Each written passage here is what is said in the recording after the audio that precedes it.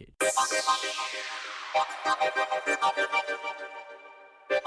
This is Rose Namajunas, and you're listening to WFAN's Outside the Cage podcast.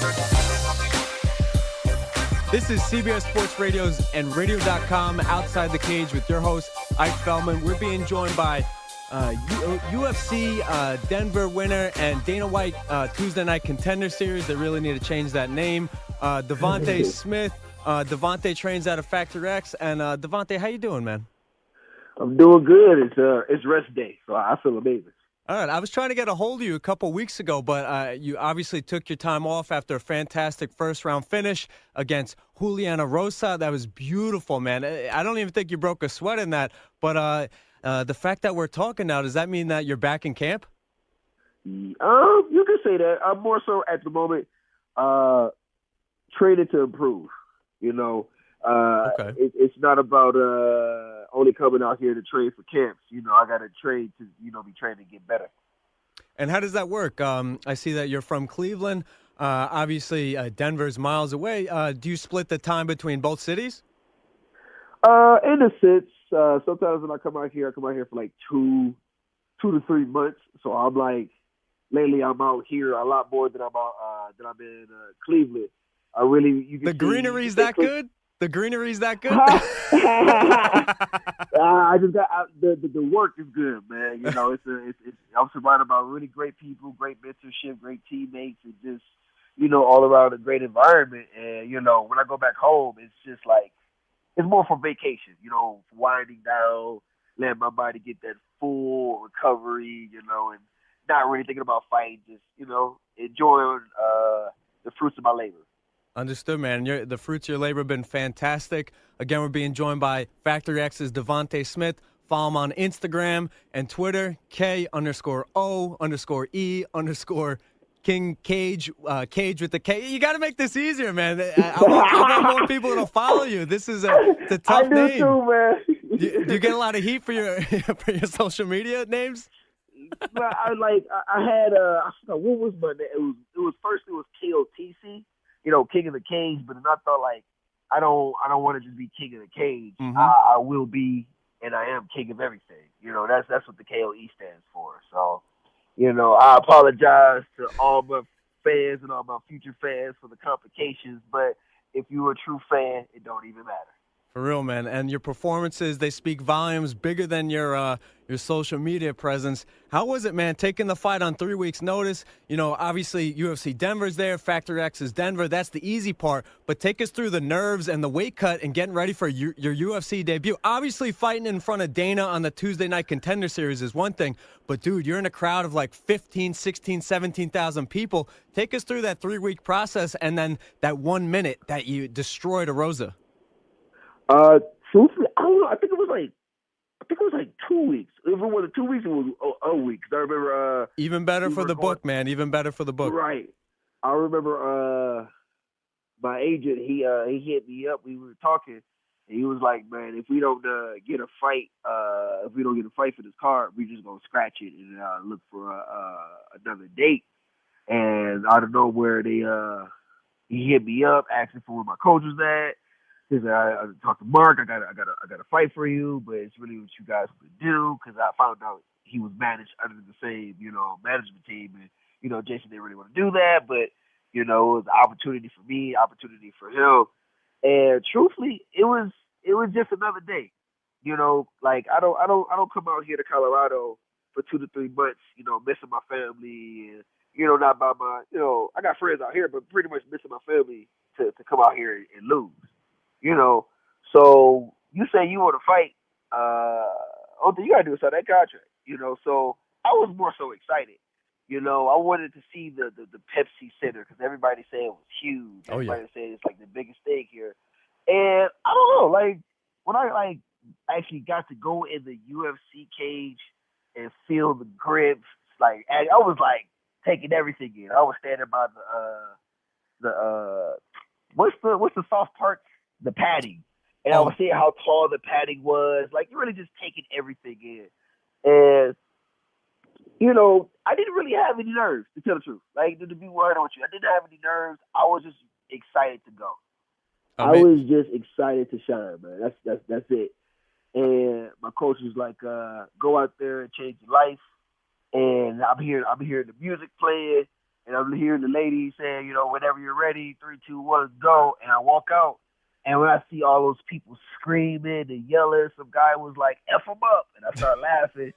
And there was no nerves, man. Hearing people cheer, boo, it's like I've always been dreaming of this moment. Like since I was 14, like always thinking about like how would it be when I'm actually there? Like I would always visualize it, imagine it, you know, manifest it for it to be finally here. Like when Bruce Buffer, you know, screamed DeVonte Smith, you can see the video. I was smiling so hard because I would just wanted to shot. I just wanted to fight. I was just excited to go because, you know, it was just another day to me. And getting that knockout in 46 seconds, I feel like that solidified, you know, in a sense, my place. You know, they had me in a contender series against Joe Lowry, who was 8-0, and he had a lot of things going for him. CSFC championship, V3 championship. What's that thing called? He was on the Dana White Looking for a Fighter show, and I put him out like it was nothing. And you know, I didn't know Dana he was White a D3 champ. I didn't know he was a wrestling champ. No, a V3. It's a organization out in is it Memphis? I believe it's Memphis. Yeah. Okay. Yeah, I think I'm in Memphis. But you know, he had a lot of things going for him, and I took him out like he was nothing. When I went against Julian Rosa, it was no different. I didn't care in a sense what his style was, who he trained with, how hard he trained, because I know I'm the best in the world, and I know that I'm surrounded by the best team in the world, and I knew I was gonna get that win. Like I manifested it, I visualized it, and I just know. And hearing those people scream once I hit him with that straight right, and he dropped, and everybody started screaming, I didn't get anything but goosebumps. It was just like go, like it's time to go home, and for everybody to be like cheering you on, man. It was a great experience, and I can't wait to get back at it again and shine even brighter. Amazing, man. Yeah, you shine on that night. You obviously shine on the fight before against Joe Lowry. That was fantastic, man. The elbows against the fence. Taking it back to that fight, are you part of the YouTube age? Obviously, you're a younger cat. You're 25 years old, but are you studying like maybe these spinning back fists that maybe I don't have to go to the traditional martial arts schools to learn the traditional moves? Maybe if I learn something online, I could just pick it up. The elbows against the cage when you were defending a takedown was amazing. Where'd you learn that from, and where do you pick up your moves from? So at the end of the day, I feel like people complicate things too much. And Agreed. what I mean by that is like, you know, everything you were saying, like, oh, mixed martial arts, boxing, kickboxing, jiu-jitsu. Man, we are here to fight. Your job is to hurt your opponent to the point that the referee stops it or he taps. You know, but you're in the hurt business. You know, so long time ago, I fought a guy, and he was a jiu-jitsu based guy. And the only thing he wanted to do is take me down, but he had me against the cage, and every time I see the side of his head, I just start elbowing. So once Joe Lowry had me against the cage, he didn't feel struggled. He didn't feel like I didn't feel like I was in danger, and I feel like he was just spazzing out because he was getting caught with hands, so he was just shooting just to shoot. He left the side of his head wide open. You know, the first dude I did it he didn't go out. I just cut him real bad, but he didn't go out. What's my boy name? Joe Lowry. He went out, and once I see that he went limp, the goal is to hurt your opponent until the referee says stop. So if the referee didn't grab me, I was going to keep going until the referee says stop. And like I said, at the end of the day, it's a fight, brother. It's a fight. It's a fight to win. And that's my goal, and that's what I want to achieve, and that's what I achieved. Amazing, man. And you did it. Now, fast forwarding to when you got the call for the 2-week fight on your debut, that was kind of crunch time for you and Mark. It's a UFC debut. It's in the Pepsi Center. It's going to be in front of thousands of fans. There's a lot of pressure on you. You did fantastic in front of Dana. Dana doesn't want to hear any excuses that you took it on 2 weeks, especially that you're the new guy in the business. How was it with Mark? Did you guys sit down and watch film on Julian Erosa, or did you just work on your strengths? Both. Okay. Both. We have a great team, a great facility, and people who break down fights. But, I was doing my own research as well. And, we collided our ideas and stuff like that. But he did a lot of things that I just see, and I knew that I knew I was faster. I knew I had better range. I knew it's just, again, the people I train with, they put me through hell, and I'm not scared to fail, at practice. So I'm doing anything and everything I can to win. I'm trying new things, I'm open to new things. So when it's fight time, like, again, it's just another day. I'm just getting paid for it. I So see that's that, the man. only difference. I see that. I see your instincts take over. Did you play any sports before? Football, basketball, baseball? I played football my senior year, but I only did that because they kept asking me to play. But my sport was wrestling. I was a Bedford Bearcat wrestler. That was my first love. How'd you pick up striking? Like, what was your first, tool that you picked up? Was it boxing, Muay Thai, Taekwondo? Yeah, I did do boxing, but I did boxing when I was I think it was the 7th grade, because I used to always get in fights with people bigger than me. And my mom, she got tired of that, and she was like, "We're gonna put you in boxing." And back then I wanted to be like a Power Ranger, Bruce Lee and all that stuff. So I wanted to do Taekwondo and karate, but we couldn't afford it at that time. And so my mom put me in boxing. I got better. I got better in my hands, better instinct, but I know it sounds backwards, but wrestling is really my thing in a sense. But I'm just really good with my hands. So are you waiting till somebody tests your wrestling and jiu-jitsu to bring it out? But no matter what, you're always going to start on the feet? Yeah, pretty much. Okay. Like I only use what I need. Amazing. If I ain't got to use everything, then I ain't got to use everything. It's worked out, man. And take us through the process of signing to a fight gym. I obviously got to jump out there to UFC Denver. Chris Camozzi and the Camozzi family welcomed me in. I got to speak to them a couple of minutes. And obviously, this is how I made the connection. Thank you, Kat Johnson, connecting me, Devonte and Mark. But take us through the process of signing it, like a big gym like Factory X. Is it you fly out there, you train for a day, you feel out the vibes? Or is it you see what you see on social media and that's it? Take us through the process if you don't mind. So I'm gonna make this an extremely long story, extremely short. So after my first pro loss against John Gunther, I was a co-main, and the main event was a guy named Brian Rogers. And, he was giving some encouraging words and stuff like that. And he was like, "Dude, you should totally, come out to Denver for Factory X." And I was like, okay, cool. But, my obligations at home kind of, stiffened me from, making that jump. Because I had to work. I had to pay the mortgage. I had to help pay the bills. And then my job, they were pretty lenient, but they wouldn't let me go for like a whole week, And, the situation happened to where it was a blessing in disguise, but I had to quit that job due to, situations. And I said, screw it. I talked to my mom, and, this is really what I want to do. And, she was like, "I got you back, and, do what you think is best." And I talked to Mark, because me and Mark always talked after I got connected to him through Brian Rogers. And we used to always talk about, me coming out. And when I finally came out for that 1 week, man, I learned there was a different level. I was like, this is before I was even had the chance for the Dana White Contender Series.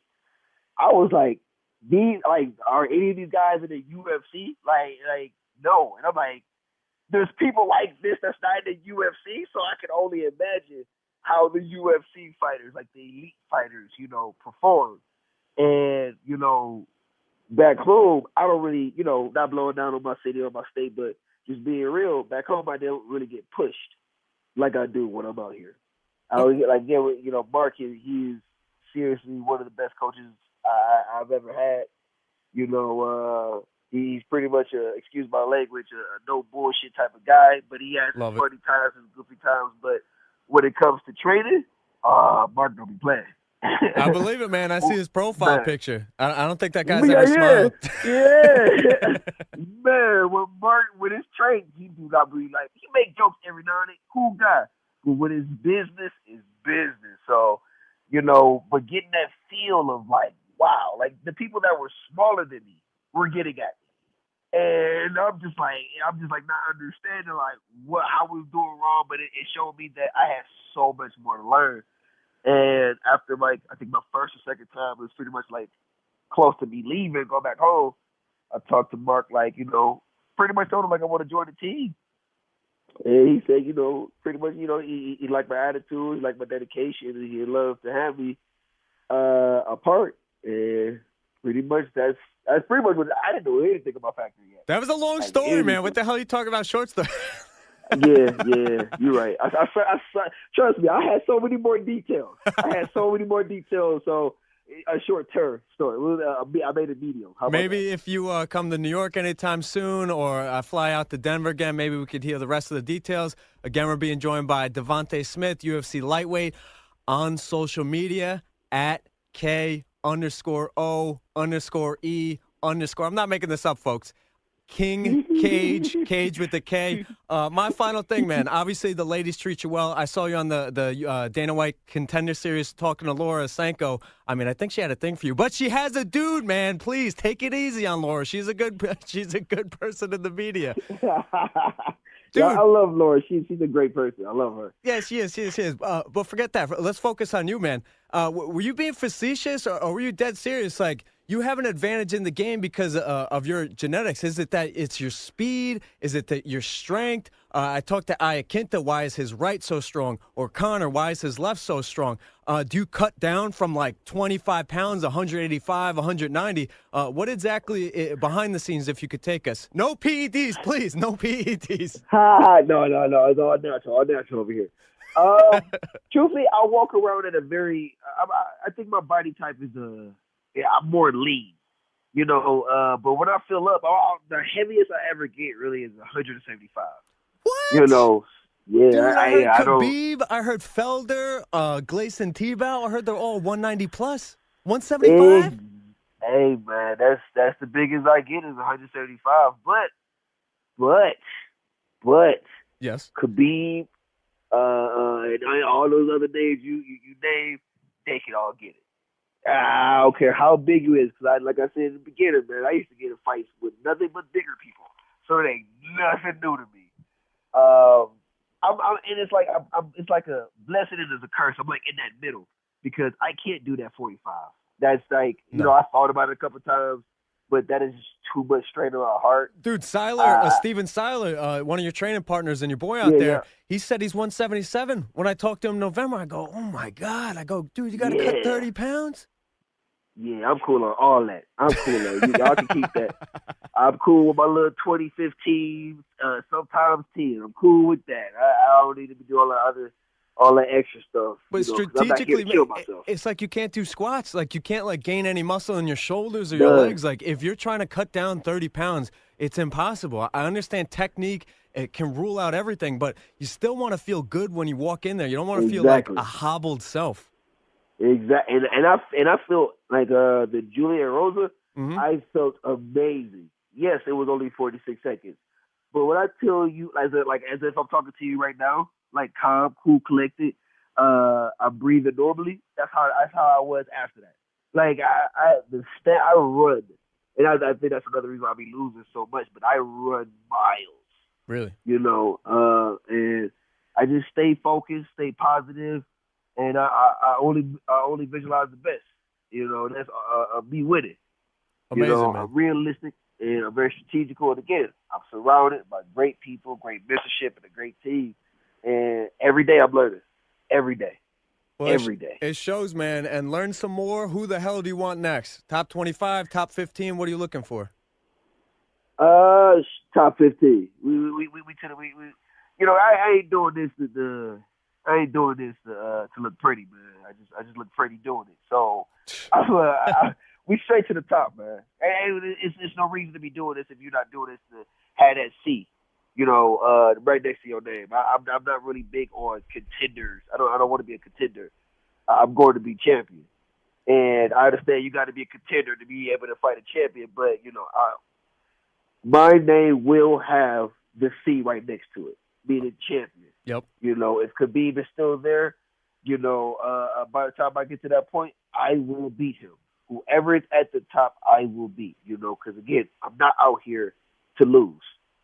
That's not what I'm out here in Colorado. I'm not here to, I have fun and all that stuff. But again, just like Mark, when it comes to business, it's business. It's fight time. So. Amazing, man. Amazing. I got DeVonte Smith, thank you for joining me. Follow him on social media. I said it twice. I'm not going to say it again. Amazing UFC Denver fight. Amazing fight against Joe Lowry. Can't wait to see what the UFC gives you next. You have an amazing team, an amazing coach, Factory X in Denver. Good luck to everything. And what's your New Year's resolution, really quick? New Year's resolution. Outside of fighting. Oh, outside of fighting? To always improve, on me. Be better, to live life. And, survive to live, not live to survive. Amazing. DeVonte, thank you so much. If you come to New York, if I come to Denver, I'll hit you up, man. Appreciate the time. Seriously, we went over the 10, 15-minute limit. I really appreciate it, man. Have a good day. You too. This is Cowboy, and you're listening to WFAN's Outside the Cage podcast. What's up, guys? This is Daniel Cormier, and you're listening to WFAN's Outside the Cage podcast. This is CBS Sports Radio's and Radio.com's Outside the Cage. I'm Mike Feldman with Pete Hoffman. We're being joined by, it's a Factory X episode. We're being joined by head coach of Factory X, the mixed martial arts mastermind, Mark Montoya. Follow Mark on Twitter at Coach M. Montoya. Mark, how you doing today? I'm great, man. How are you? I'm fantastic, man. It's a cold-ass day in New York, but you guys deal with your share of coldness. But I just heard from Josh Copeland from talking to him a couple weeks ago when he was getting ready for PFL that, is this true, that Denver sees the most sun in the United States? It's got over 300 plus days of sunshine. Just don't tell anybody. We don't want any more people here. That's all. I would move out there with my wife for different reasons, if you know what I'm talking about. Yeah, it was a fantastic. I think a lot of people have moved here for different reasons, and then they're like, "Oh shit, it's sunny here too." Dude, going down to the downtown, I was like, "This is like a winter Silicon Valley." It's like, or a winter LA. You guys got the beautiful bars. Obviously, the fancy greenery shops. And you guys are one of the capitals of mixed martial arts. So if we could start with that, how did you become a martial artist? How did you get into MMA and obviously developing this amazing Factory X facility? Yeah, it's a good question. I started as a kid in as boxing originally and wrestled as a kid. I always loved boxing. That was something that always have some passion for, and I loved to watch boxing on TV when I was a kid. They used to have that boxing on ABC Sports on Saturday afternoons, and I'd watch that all the time and just loved it. So started boxing myself, and then I played team sports as well. Played team sports through college or through high school, and then played college baseball. And then after college baseball, I was a competitive guy. I didn't know what the heck I was going to do. So I was watching ESPN2 late at night. There was an ISK Strike Force was on back in the day, and they were doing Muay Thai kickboxing, and I had never seen it before. This was in '97, and I was like, man, that looks like a lot of fun. And I just got lucky. I found a gym that was near my house, and Dwayne Ludwig, Oscar Martinez, Brad Gum, who fought in UFC, and Dave Ruiz, all those guys were training at that gym actually, and I just got really lucky that it was down the street from my gym or my house, and so I started training Muay Thai and just fell in love with it, and then competed and I actually got thrust into coaching right away. I always felt like I wasn't ready to coach. I was wanting to just train and fight, and they saw something in me, and they were like, "No, you can coach these guys." And I was like, "Man, I don't know what the hell I'm talking about," And so, but they threw me in, and I started coaching, and then of course after I was done competing, you know, I was coaching just part time and working full time, and then I had 4 of my fighters that I was training at the time. One of which was Chris Camozzi, who you guys would probably know best. Of course. He was one of the 4, and they came to me and said, "Hey, coach, we'd like for you to train us full time." And I said, "Man, I can't do that. I got a full time job, and I'm already working 60+ hours. I got a family, the whole thing." And I told them to go look at different gyms in the state, and they did. And they came back a week later and said, "We don't want to do that. We want you to coach us." So I went to my wife and said, "Hey, on top of all the stuff I'm doing already, I'm going to coach these guys full time." And she was like, "Don't quit your full time job, and don't quit your day job," type thing. And I said, "Well, you watch. I'm going to make this into something that it's not now, but it will become one of the best gyms in the world." And you know, you fast forward 9 years later, and you know, we're the best gym in the world, and I'm super proud of these athletes and my coaches and my family support to even be sitting here talking about it, because we're truly blessed.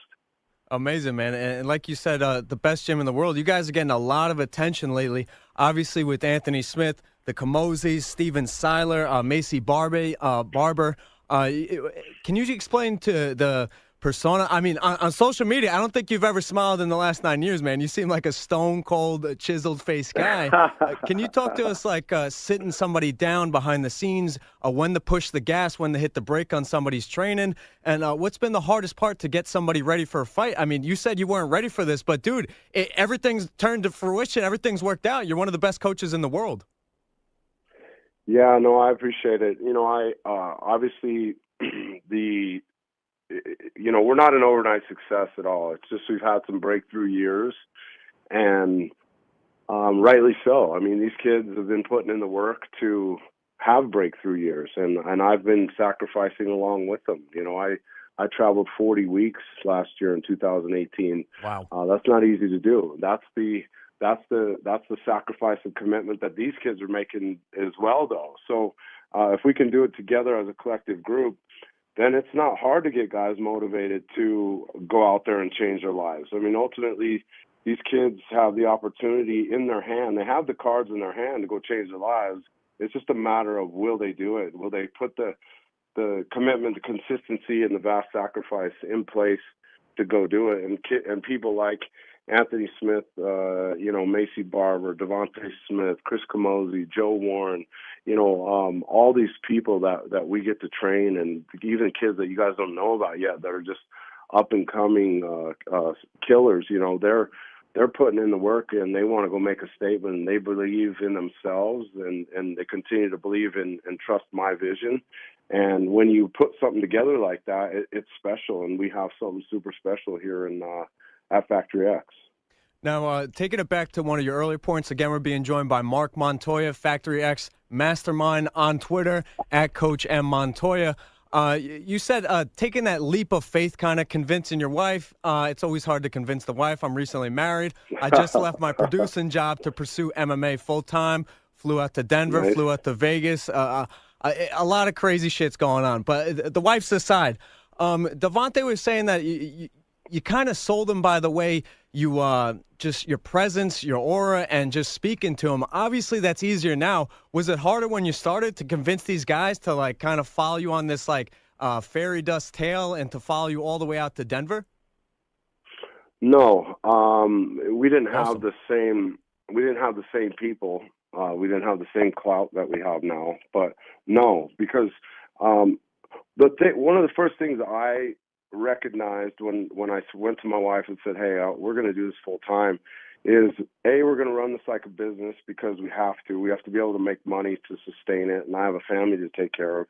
And Right. B, though, the most important thing is that we got to build a culture that we want to be around every day. And so, you know, I started that culture, but really these guys continue to carry it on, and you know, it's all via actions. It's not words. It's all via action. So, no, it wasn't hard to get people in. I always tell guys that call me and say, "Hey, coach, I'm interested in training with you guys, potentially joining your team." You know, of course, we have a long discussion about my expectations, theirs, their goals, my goals, and a couple things always come out. One is, as a coach, I want to win 5 world titles in 5 years. I just put that out this year. Wow. As one of my goals, and it's a lofty goal. It's going to take some divine intervention, and it's going to take a lot of hard work. But one of the things I tell these kids is, I want to win world titles, and if you're not on the same page, then I'm not the right coach for you. And so, that's something they need to know my vision. They need to know how I'm driven as well. It's not that every single kid is going to be a world title holder, because that's not the case. But the point is that they're going to strive to be that. And if they'll strive to be that, then we're on the same page. And you can't fault them if they put in all the effort to get there and they suddenly fall short. That just means it wasn't meant to be for them, right? So, but that's one thing. The second thing is, I always say I could tell them how great we are, but I'd rather just have them come out and experience that for themselves, and then decide, get an evaluation of us get an evaluation of them, see if it's the right fit, if the culture is what makes sense for them and us, and if it is, then we essentially join forces, and that's what I've done with every kid from day one. And so it hasn't been that hard, because we've been able to just show in person what we're about, and most of the time it works out. Yeah, man, for real. Devonte Smith, Macy Barber, obviously getting done UFC Denver. I was out there. I was lucky enough to have your boy Chris Camozzi invite me to the Gym Man secret facility. I promise no video was taken, just still shots. I promise. I promise. But I want to talk. I want to talk about your style. There's obviously the grinded out Javier Mendez. There's obviously the I gotta think 20 years before I do anything. The Frost Zahabi style. Could you explain to the listeners, and how would you sit down with fighters? How would you explain your style of coaching? My style of coaching, yeah. So not a fashion, not your style. My style of coaching is very much so in the trenches. I train almost every day with my fighters. Whoa, nice.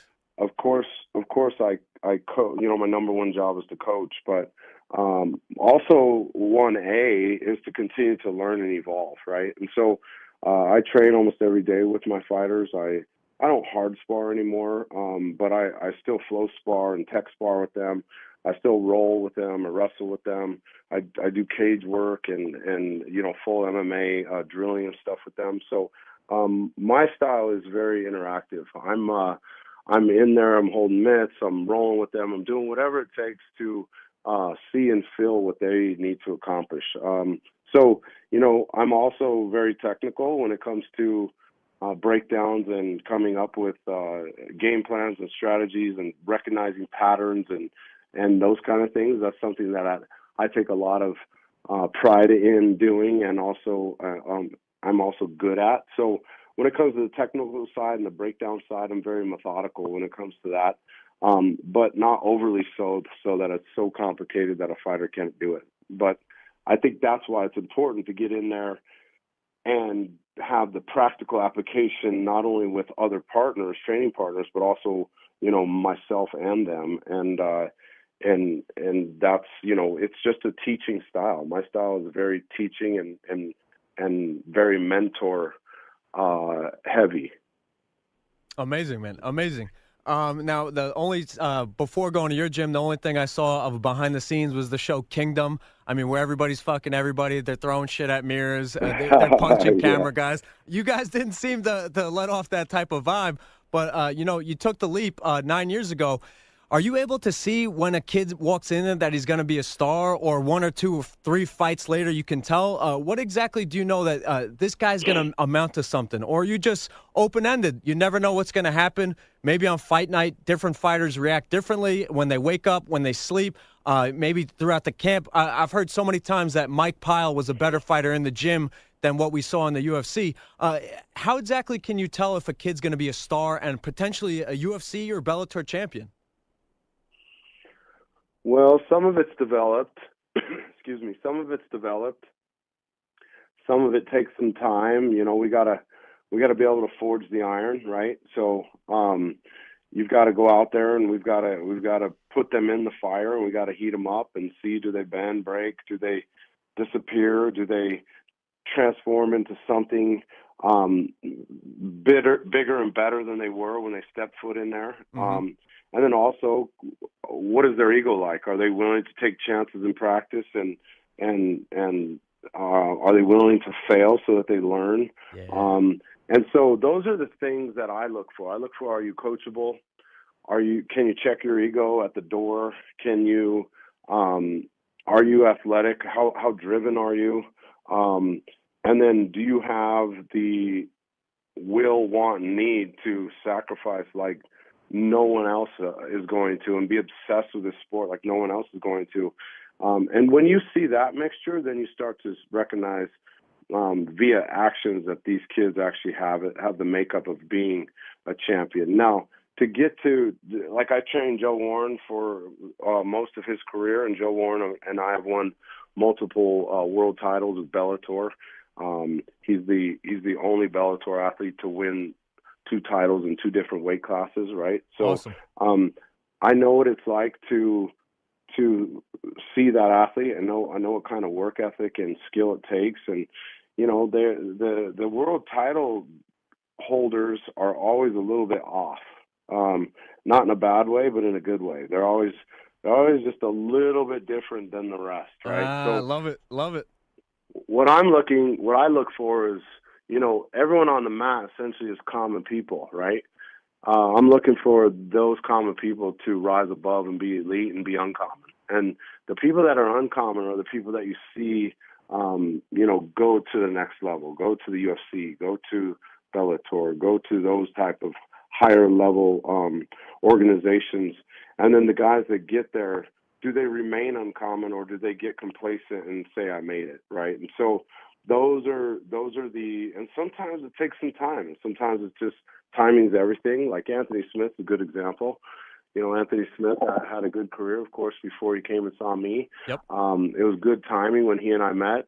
And he had gone through the ringer a little bit here and there. He did some really great stuff before he got here, and now he's, with the timing and just the chemistry that he and I have, you know, now we're in a position to fight for a world title against John Jones, and that's something that some of it is just timing, and some guys just take their path and process is longer than others. So, you know, whatever plan you know, God has for you, He's got for you.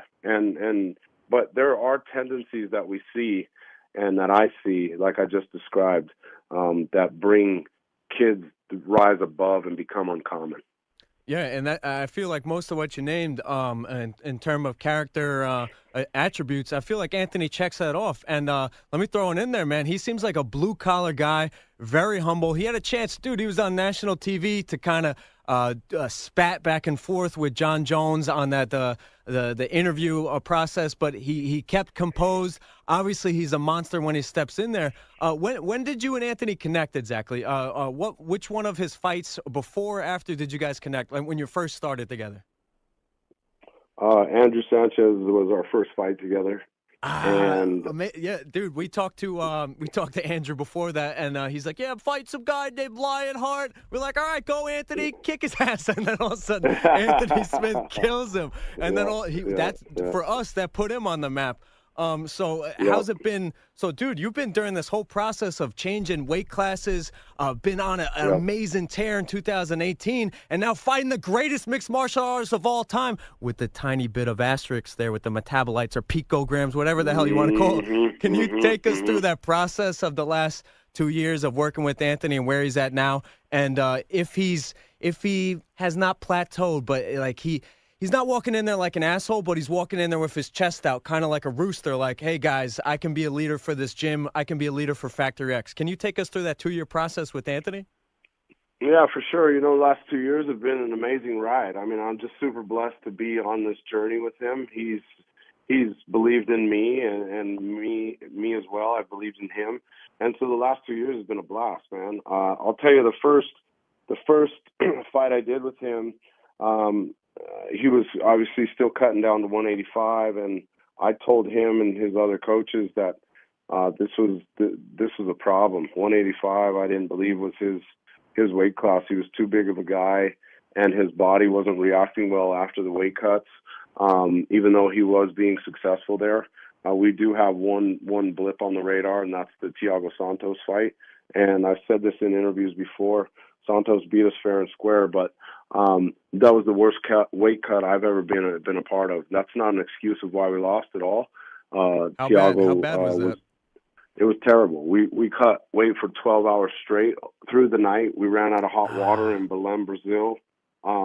They were trying to boil water on stoves. We didn't have a dry sauna because there wasn't one that existed in Belém. We had a head out sauna that the UFC provided, which are good, and we're thankful we had that. But it took us 12 straight hours. We stayed up through the night. At the end of the day, it doesn't matter. We lost the fight. That's not why we lost the fight. But the point is that type of weight cut was not beneficial to Anthony Smith. I said that from the first fight I did with him as a coach. As a team, we brought everyone together and said, look, we're not doing this weight cut anymore. And if that means that you don't want me to continue to coach you, fine. And Anthony was like, hell no, I'm not doing that weight cut anymore. Wow. And we went to 205. I talked to his manager, Jim Walter, and just said, hey, man, this is what needs to happen. And we all got together as a group and decided that was the best thing for Anthony, and Anthony agreed. And so, at 205, of course, he's been on a tear. And at 85, he was on a tear. But at 205, he's been on a tear. And I'll tell you, the biggest thing is not his performances in the cage. It's the fact that he can go into training and enjoy training and learn and evolve as a mixed martial artist because he doesn't have this massive weight cut. And, for 6 weeks, he's just miserable leading up to the fight. He's able to lock in mentally and learn and evolve. And that's the biggest thing. And that, as a coach, that's what I want to see, is these guys growing between fights and being slightly different every time they walk in the cage, so that the coaches that are game planning for that athlete they saw last fight, they see some surprises when they get in there. So that's what we've done, and it's been an amazing ride, man. We've had the chips stacked against us all 2018. If you think about it, we had a lot of short notice opportunities with Anthony. We stepped up to the plate. We went to Germany on like 6 days' notice to fight Shogun, who's one of the best ever. He's a trailblazer in the sport. I respect him a ton. He gave us an opportunity to go and fight him, and nothing but respect to him. But we've had many opportunities in 2018 that the chips were stacked against us in the sense of statistics and time and how long we were able to get prepared. That's why people have asked me, the world title fight against John Jones on March 2nd isn't a lot of time. And I said, man, it's a lot more time than we had to prepare for Shogun. So For real. 8 weeks is an eternity compared to that. And we're not taking it lightly. We're maximizing every second we have, and we're ready to go shock the world. Amazing, man. Seriously. And the best part about this is that we, the media, haven't heard about all this, like the weight cutting, the 6-day notice. The dude has literally just put on his hard hat and gone to work every day. My final thing, Mark, when it comes to Anthony Smith, mentally, I feel he's got the edge on John Jones. I feel Gustafsson was fighting angry, maybe a little frustrated. I feel DC always feels like he's got to punch up to his bigger brother. Dude, I don't know if it's like the biggest dude in the locker room, but I feel like Anthony Smith is not scared of John Jones and his antics. For you, why on March 2nd in Las Vegas is Anthony Smith going to get it done against John Jones? My last thing, man. Thank you again for the time.